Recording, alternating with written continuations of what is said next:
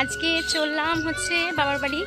আর এই যে এইভাবে চললাম, স্ট্যান্ডটাও নিয়েছি আর বালিশ নিয়েছি। সোনা বাবা বালিশ ছাড়া তো একদমই ঘুমাতে চায় না, আর আমি তো একদমই সময়ই পাইনি মাথা আঁচড়ানোর।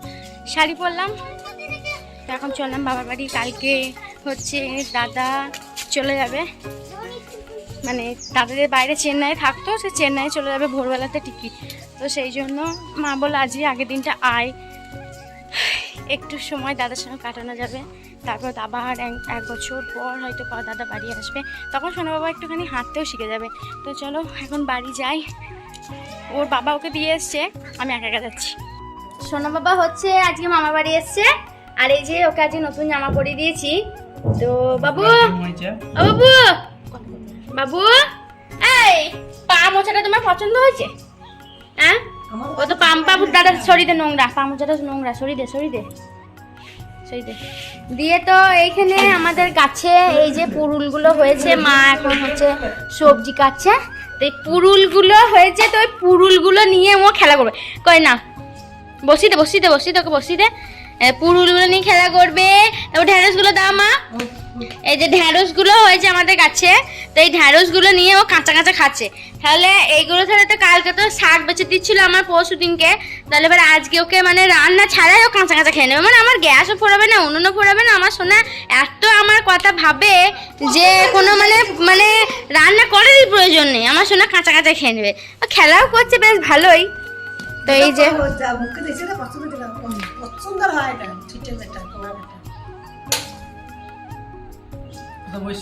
ওই তো ঢ্যাঁড়সে পাটা লাগছে, সেজন্য বসতে পারছে না। হ্যাঁ, এবার বসবে। কি করছো না? যা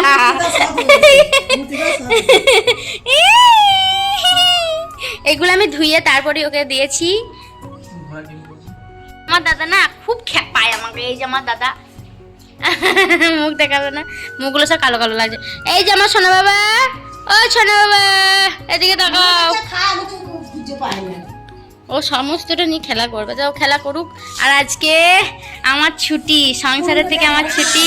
আজকে আমার মা রান্না করবে, আমাকে দেবে খেতে, কি আনন্দ। আজকে আমি আর কোনো কাজ মাছ করবো না এই বাড়িতে। মাকে বলেছি রান্না করবো, মা বললো করতে হবে না। সবজিগুলো কাটতে বললাম, তা বললো কাটতে হবে না, আমি কেটে নিচ্ছি। এই যে আমার সোনা চেঁচাইছে,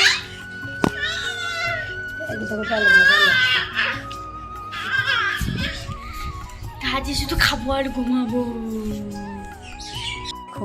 বিয়ের আগে হোক বা বিয়ের পরে, বাবার বাড়িতেই কিন্তু মেয়েদের আসল স্থায়িত্ব, আসল সুখ। বাবার বাড়িতে থেকে যখন কোথাও চলে যাবে, মানে শ্বশুরবাড়ি চলে যাবে, সেই শ্বশুরবাড়ির দরজার আগেই কিন্তু তার হাসি, কান্না, কষ্ট, স্বপ্ন সমস্তটা বিসর্জন দিয়েই তারপরে কিন্তু পা দিতে হয়। এগুলো আগে হয়তো জানতাম না, নাহলে এত তাড়াতাড়ি বিয়ের সিদ্ধান্তটা আমি নিতাম না। সে যাই হোক, আজকে মা দুপুরেতে রান্না করেছিল হচ্ছে মাছের টকটা, তো আগের দিন বানিয়ে রেখেছিল। আমি তো মাছের টক প্রচণ্ড রকমের ভালোবাসি, মানে এতটাই ভালোবাসি ওই মাছের টক দিয়েই কিন্তু আমি খাওয়া হয়ে যেতে পারে।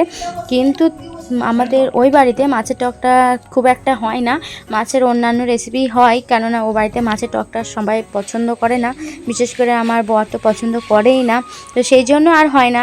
আর আমি যখন জোর করে করি তখন হয়তো হয়, আমি যখন রান্না করি তখন। এখন অত আর বারণ করে না কেউ, কেননা নিজে যখন যা ইচ্ছা করে সেটাই রান্না করি, কিন্তু রান্না করি এটাই যা। সে যাই হোক, তারপর তো খাওয়া দাওয়া করেছিলাম। খাওয়া দাওয়া করার পর সেই ছোট্টবেলাকার মতো মাকে বললাম যে মা আমার মাথাটা একটু আঁচড়ে দাও না। আতুরে যখন ছিলাম তখন আমার মা কিন্তু আমাকে মাথাটা পর্যন্ত আঁচড়াতে দেয়নি। নিজের মা না হলে কি এতটা যত্ন করা যায়? আর যখন আমি ডেলিভারির পর আমি যখন বাড়ি এসেছিলাম তখন আমাকে স্নানও করে দিয়েছে, আমার জামা কাপড় থেকে শুরু করে সমস্ত রকমের সেবা যত্ন আমার মাই করেছে। কিন্তু বয়স সন্ধিকালে, মানে যখন আমার মায়ের বয়স হবে, তখন কিন্তু আমার মা আশা করবে যে অন্য বাড়ির মেয়ে এসে তাকে সেবা করবে। তাকে সেবা করার জন্য আমাকে বেশি সময়ও দেওয়া হবে না যে তার মায়ের জন্য সেবা করতে। কিন্তু যেই মানুষটা আমার কিছুই করেনি সেই মানুষটাকেই কিন্তু সেবা আমাকে করতে হবে। আর যে মানুষটা আমাকে এত কিছু করলো, আমাকে জন্ম দিলেও, আমার খারাপ সময় আমার পাশে দাঁড়ালো, কিন্তু সেই মানুষটার জন্য আর কিছু করা হবে না। গ্রামে বিয়ে করেছি, আমার তো ইচ্ছা আছে অবশ্যই মায়ের পাশে দাঁড়ানোর। দেখা যাক কি হয়।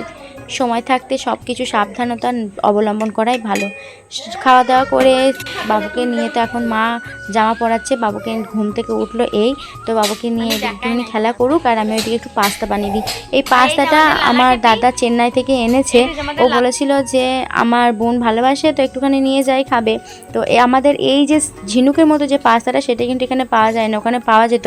তো পাস্তা করব, এদিকে সস নেই, তার উপর আবার আজকে নিরামিষে শনিবার, তো কিছুই তেমন ডিম পেঁয়াজ কিছুই দিতে পারবো না, সেই জন্য সসটা না থাকলে কি ভালো লাগে। তো সেই জন্য আমি সসটা দোকান থেকে নিয়ে আসলাম। সসটা আনতে গিয়ে আবার এই প্যাটিসটা দেখলাম, এই প্যাটিসটা আমি কোনোদিনই খাইনি, সেই জন্য দেখলাম যে প্যাটিসটা খেয়েই নিই, সেই জন্য প্যাটিসটা আনতে গেলাম আর নিয়েও চলে আসলাম। এসে কিন্তু খেয়েও নিয়েছি, তারপরে দেখছি পাস্তাটা সিদ্ধ হয়ে গেছে, আমি ঝরাতে দিয়ে গিয়েছিলাম। তো তারপরে কিন্তু পাস্তাটা চাপিয়েও দিলাম। সর্ষের তেলে করেছিলাম জানেন তো, সর্ষের তেলে অতটা করি না, কিন্তু আজ প্রথমবার করলাম, খেতে অতটা খারাপ হয়নি, কিন্তু সর্ষের তেলের স্মেল যেটা থাকে এইসব জিনিসে ভালো লাগে না। এইসব জিনিসে একটু সাদা তেল দিলেই বেশি পরিমাণে ভালো লাগে। আর তারপর একটু ঝাল হওয়ার জন্য একটু কাঁচা লঙ্কা দিয়ে দিলাম। আমাদের বাজার থেকে যে লঙ্কাটা নিয়েছে সেটা একদমই ঝাল নেই, সেই জন্য 3টে লঙ্কা এখানে আমি খুন্তি করে কুচিয়ে দিয়েছি। আমি এখন হাতে করে লঙ্কাটা অতটা কুচাই না বা মাখাই না, কেননা সোনা বাবার মুখে চোখে তো আমি হাত দিই, তো সেই জন্য। তারপরে একটুখানি সস দিয়ে দিলাম, সস দিয়ে কিন্তু অনেকটা পরিমাণে সস দিয়েছি, আর হয়তো একটুখানি সস ছিল, তো সেটা আবার যখন বাটিতে নেওয়া হয়েছে তখন একটু করে নেওয়া হয়েছে। তো সসটা দিয়ে একটুখানি মাখিয়ে নিয়েছিলাম, আর ভুলবশত আমার এটা একটুখানি সিদ্ধ বেশি করা হয়ে গিয়েছিল, সেই জন্য কড়াইয়ের মধ্যে লেগে যাচ্ছিল। আর কি আর করা যাবে, এই যে পাস্তাটা আছে ঝিনুকের মতো, এই পাস্তাটা তো আমি কোনোদিনও করিনি, তাই কতটা কি সিদ্ধ হয়েছে তো আমি বুঝতে পারছি না। তো সেই জন্য এটা একটুখানি বেশি সিদ্ধ হয়ে গেছে। আর এই সস দেওয়ার পর যে মানে যে দেখতে যে লাগছে না, আমার তাই মনে হচ্ছে যেন এখনই খেয়ে নিই। তারপরে তো আজকে রাত্রেবেলাতেই একটা তেল আনতে গিয়েছিলাম, গুড নাইটের তেল, কেননা মা নিচে শোবে আর আমরা দুজনে ওপরে শোবো। আমি বেশিরভাগ সময় এইটা ব্যবহার করি না, কেননা সোনা বাবাকে এখনও পর্যন্ত আমি এইসব আমার দিতে ইচ্ছা হয় না। তো কি আর করার, একটা দুটো দিন তো ম্যানেজ করতেই হবে, সেই জন্য নিয়ে আসলাম, নাহলে তো মা তো মশা খাবে মাকে, তো সেই জন্য নিয়ে আসলাম। আর এদিকে আসার পর দাদাও চলে এসেছিলো বাড়িতে, সেই জন্য আমি একটুখানি পাস্তা খেয়ে নিলাম। পাস্তাটা সত্যি বলতে এত টেস্টি হয়েছে না, কি বলবো।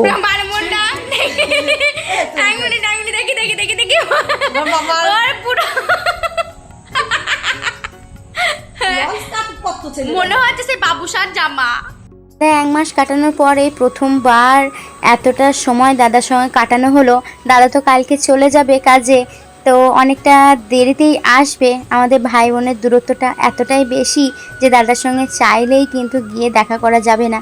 তো চলুন আজকের মতো এখানেই শেষ করছি, দেখা হচ্ছে পরের ভিডিওতে।